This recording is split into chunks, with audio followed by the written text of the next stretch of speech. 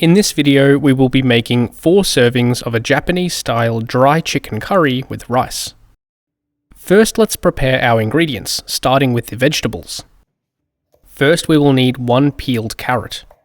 I'm going to put all the vegetables in a food processor, but you could also finely chop everything if you prefer. In my case, I just roughly chopped the carrot into pieces and placed it all in this manual food processor. Next, we will need some celery. I have a small stalk of celery which I have already broken down into a few pieces because it was easier to wash that way. Just like the carrot, roughly chop the celery into pieces and add it to the processor. And I also have onions. I am using 2 because mine are pretty small, but 1 large onion should also work. Chop off the ends of the onion, then cut them in half. Peel the skin and roughly chop them like the other vegetables. Then add the onion to the processor with the carrots and celery. I then processed everything until it was finely chopped and put it all into a bowl. Set this aside until ready for cooking. Next, let's prepare our aromatics. First, we will need 4 cloves of garlic. Crush them lightly to make it easier to peel and remove the skin. Then smash each clove with the side of your knife. We will also need a similar amount of ginger to the garlic. I just roughly removed the skin with my knife. Cut the ginger into small pieces and smash them with the side of your knife as well. At this point, you can either mince the garlic and ginger with your knife or add it to a processor like me. I processed it until it was finely chopped and set it aside in a bowl until ready for use. Next, let's prepare our seasonings. To a bowl, I added 2 tablespoons of curry powder. I am using this Japanese brand of curry powder, but any mild curry powder will work here. And also add half a tablespoon of chicken stock powder. Mix to combine and set aside until ready for cooking. And lastly, let's prepare our chicken. I am making my own mince using 500 grams of chicken thighs, but you could also use pre-packaged chicken, pork or beef mince instead if you prefer. Pre-packaged chicken mince tends to be too lean for my liking, and regular pork and beef mince has a little too much fat for my liking. Chicken thighs have enough fat to be tasty, but aren't overly fatty to where it makes the dish too high in calories. I trimmed the chicken of any excess fat, skin, connective tissue, cartilage, or bone that I didn't want. Then I just cut the chicken into pieces and set them aside.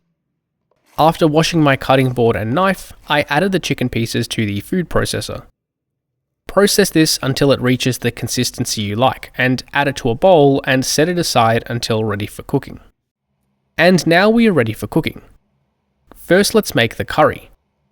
To start, heat up a large pan on high heat for a minute or 2.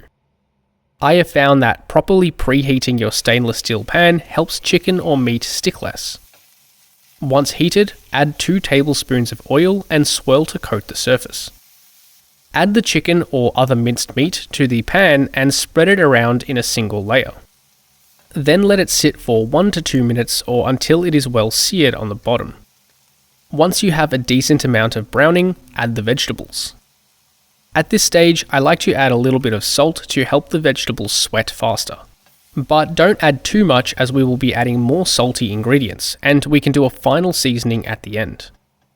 Then stir everything and break up the chicken mince as you go. Cook this for around 5 minutes or so, or until the vegetables are softened. Once cooked, turn the heat to low and add the garlic and ginger. Stir through and cook for about 1 minute. With the heat still on low, add the spice mix and cook for another minute or so. Now we will add our liquids. I am using 200 grams of canned tomatoes, but you could also use the same amount of fresh tomatoes if you like. Also add half a cup of water or chicken stock, but if you use stock, then omit the chicken stock powder that we added to the spice mix. At this stage, we are also going to add a bay leaf, half a tablespoon of honey, and 2 tablespoons of soy sauce. Turn the heat up to medium-high and cook this until it reduces to your desired consistency. If you prefer it saucier, then don't cook it as long, and if you prefer it drier, then cook it for longer. This is the consistency I like for this dish. Now we just need to do a final seasoning. Taste the curry and add more salt if it needs it. Mine needed a little more. Then our curry is done. Set it aside until we are ready to transfer it into containers. Now let's cook some rice to serve the curry with. Add 2 cups of rice to a bowl and wash it. I am using Japanese style short grain rice, but you can use any other white rice you prefer. Rinse the rice 3 to 4 times, then strain off as much water as you can. At this stage, you can cook it in a rice cooker, but I am going to show you how to cook it in a pot in case you don't have a rice cooker. Add the washed rice to a pot along with 2 1/4 cups of water. And I also like to add 1 teaspoon of salt to my rice. Bring the water to a boil on high heat. Once boiling, cover with a lid, turn it down to the lowest setting, and cook for 12 minutes. After 12 minutes, turn the heat off but keep the lid on for another 10 minutes. And after 10 minutes, you should have some perfectly cooked rice. Fluff the rice up to allow any excess steam to escape, then put the lid back on and set the pot of rice aside until we are ready to transfer it to containers. And lastly, let's boil some eggs. Add 4 eggs to a pot and cover with water. Set the pot over high heat and bring the water to a boil. Once boiling, reduce the heat to medium to maintain a steady boil and cook for 5 minutes. After 5 minutes, turn the heat off and drain the hot water. Then I like to crack the eggs before covering them with cold water to cool down, as it seems to make them easier to peel. Once cool enough to handle, peel the eggs.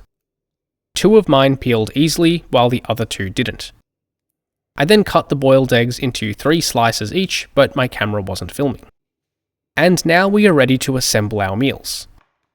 Evenly distribute the rice between the containers on one side. Then add the curry to the other side of the containers.